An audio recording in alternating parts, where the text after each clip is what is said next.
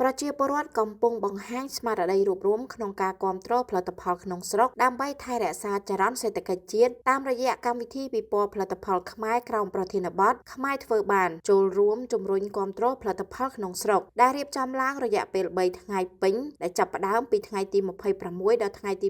28ខែកញ្ញាឆ្នាំ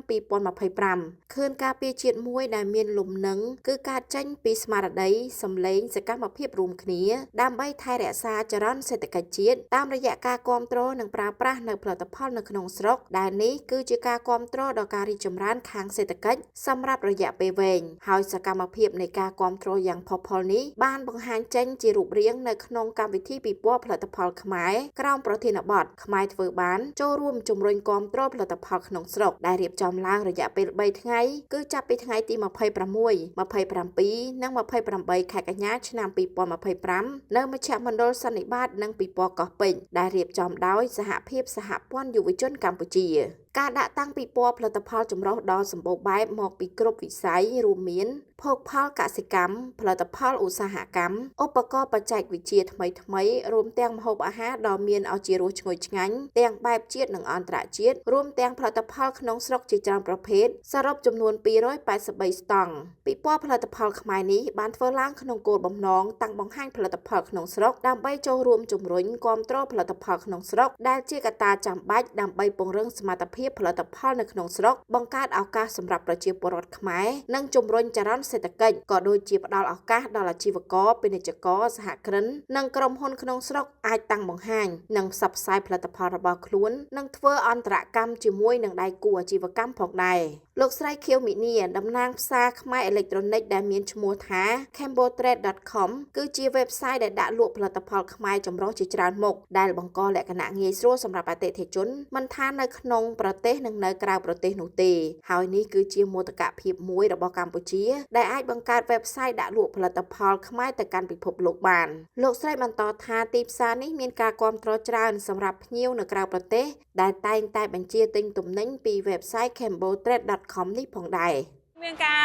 ចាប់អារម្មណ៍ច្រើនហើយមួយវិញទៀតគឺយើងផ្សព្វផ្សាយទៅតាមរយៈ digital អញ្ចឹងតើតូនជាមួយនឹងការ access ចូលទៅកាន់ website យើងមានរហូតដល់ទៅ2ទៅ3000នាក់ក្នុងការ access មកលើកាន់ website របស់យើងចា៎ហើយសម្រាប់ការចូលមកតាមប្រទេសផ្សេងៗយើងមានរហូតដល់79ប្រទេស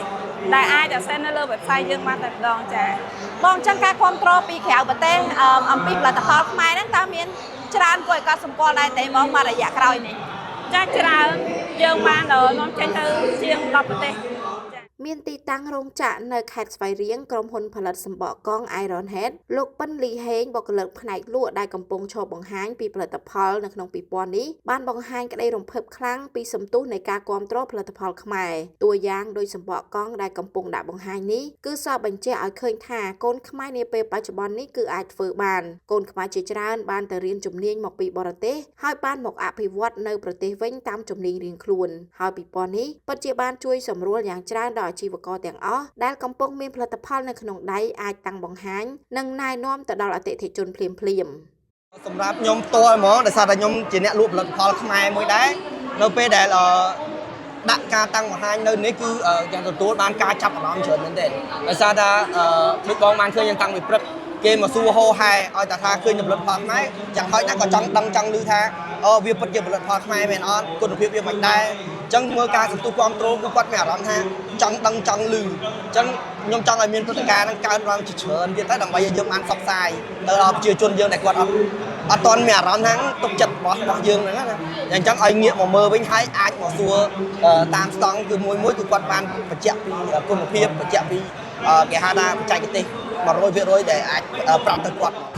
ដោយសារតែមានការគាំទ្រខុសប្លែកពីការដាក់តាំងពិព័រណ៍នាពេលកន្លងមកលោកស្រីម៉ានរដ្ឋធាម្ចាស់សិប្បកម្ម QB Cambodia បានលើកឡើងថា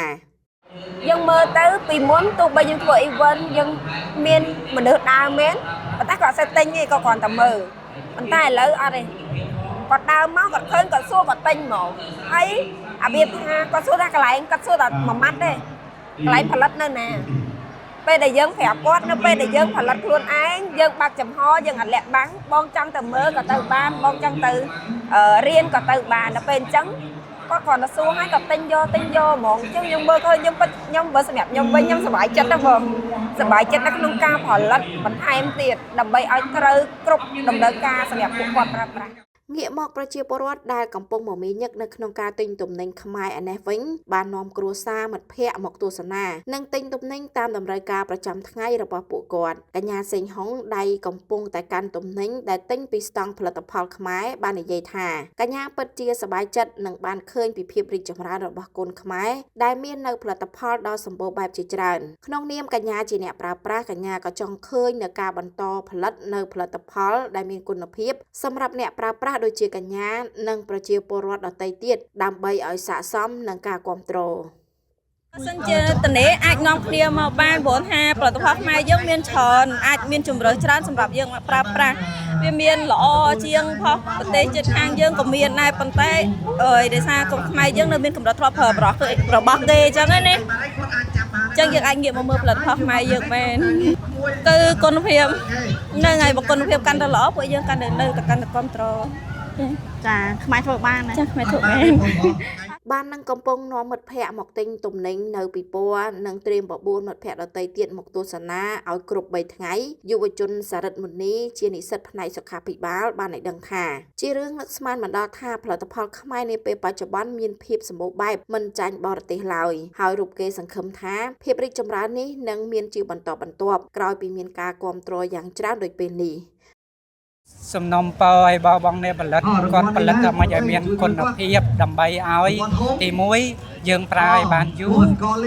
ហើយអ្វីដែលពិសេសគឺបន្ទាប់ពីយើងប្រើហើយយើងនឹងផ្សព្វផ្សាយបន្ថែមដើម្បីឲ្យពិភពលោកនៅខាងក្រៅគាត់ឃើញថាផលិតផលខ្មែរល្អអញ្ចឹងគាត់នឹងនាំចេញទៅក្រៅប្រទេសហើយប្រទេសខ្មែរយើងនឹងចំណូលនឹងបានមកតាមនឹងបន្ថែមទៀតនិយាយរួមគឺចង់ឲ្យគាត់ផលិតឲ្យមានទុនធានហើយនឹងរបស់របរដែលគាត់ផលិតនឹងឲ្យល្អនាំចូលល្អ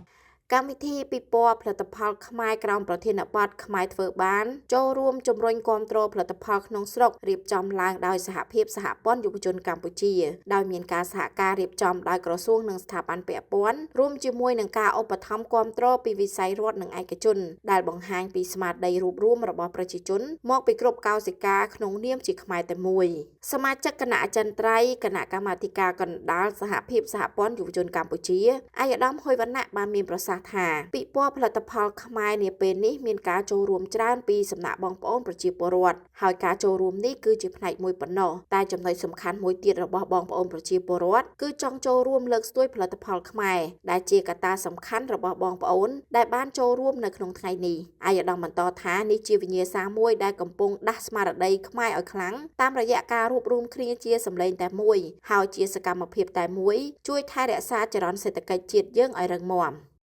ភាសាសម្រាប់យុវជនខ្ញុំថាសំខាន់ថ្ងៃនេះជាបច្ចុប្បន្នដែលយើងកំពុងឈរជើងអស់គ្នាតែបើមើលដំណើរជាតិជាអតីតកាលយើងឃើញថាដំណើរជាតិយើងវាឡើងវាចុះវាមានឧបសគ្គរហូតដូច្នេះដំណើរទៅមុខវាអាស្រ័យលើយុវជនយើងឥឡូវនេះចាតើយើងជាយុវជនមានសមត្ថភាពមានប្រាជ្ញាញាណពីមុខជាប្រទេសវាត្រូវការពីរធំទីមួយគេហៅមូលធនមនុស្សចា គឺជាមនុស្សមានសមត្ថភាពមានឧត្តមគតិមានឆន្ទៈមិនតែប៉ុណ្្នឹងទេត្រូវជាមនុស្សដែលមានផលិតភាពធ្វើការបានពីសម្ងាយនេះយើងធ្វើផលិតផលសម្រាប់ទូទងជីវភាពការរស់នៅរបស់យើងហើយការធ្វើហ្នឹងវាត្រូវលើសហ្នឹងទៀតមិនត្រឹមតែផលិតផលការហូបចុកទេចាតែប្រព័ន្ធការពារជាតិហ្មងទាំងបច្ចេកវិទ្យាទាំងអីដែលយើងត្រូវធ្វើបានដើម្បីទប់ស្កាត់ការគំរាមកំហែងដោយអ្វីដែលជាដំណើរជាតិរបស់យើងធ្លាប់ឆ្លងកាត់ ថ្លែងនៅក្នុងពិធីបើកសម្ពោធពិព័រណ៍ជាផ្លូវការនារសៀលថ្ងៃទី26ខែកញ្ញាឆ្នាំ2025នេះអាយដាមហ៊ុនម៉ាណីប្រធានសហភាពសហព័ន្ធយុវជនកម្ពុជាបានលើកឡើងថាកម្មវិធីពិព័រណ៍ផលិតផលខ្មែរដែលរៀបចំដោយសហភាពសហព័ន្ធយុវជនកម្ពុជានៅឱកាសនេះជាវេទិកាដ៏សំខាន់បង្ហាញពីសមត្ថភាពនិងសក្តានុពលរបស់កម្ពុជាទាំងពេលបច្ចុប្បន្ននិងពេលអនាគតជំវិញពាក្យគន្លឹះថាខ្មែរធ្វើបានដូច្នេះពិព័រណ៍ផលិតផលខ្មែរគឺលើសពីកម្មវិធីតាំងពិព័រណ៍ ព័រប៉ុន្តែជាវេទិកាប្រមូលផ្ដុំសម្លេងតែមួយឆន្ទៈតែមួយក្នុងការចូលរួមជំរុញគាំទ្រផលិតផលក្នុងស្រុកអាយដាមបានបន្តថាឆន្ទៈមនសិការនិងការចូលរួមរបស់ប្រជាជននៅក្នុងកម្មវិធីពិព័រណ៍នេះជាកម្លាំងចិត្តដ៏ធំធេងនិងមិនអាចកាត់ថ្លៃបានសម្រាប់ផលិតករអាជីវករនិងសេវាករទាំងអស់នៅក្នុងការប្រឹងប្រែងពង្រឹងសមត្ថភាពផលិតកម្មរបស់ខ្លួនដែលជាការជំរុញឲ្យសេដ្ឋកិច្ចកម្ពុជាកាន់តែរីកចម្រើនអាយដាមហ៊ុនម៉ាណីបានសង្កត់ធ្ងន់ដែរថាស្មារតីគាំទ្រស្មារតីសាមគ្គីភាពនិងការរួបរวมគ្នាមិនមែនមានតែក្នុងស្ថានភាពនេះនោះទេ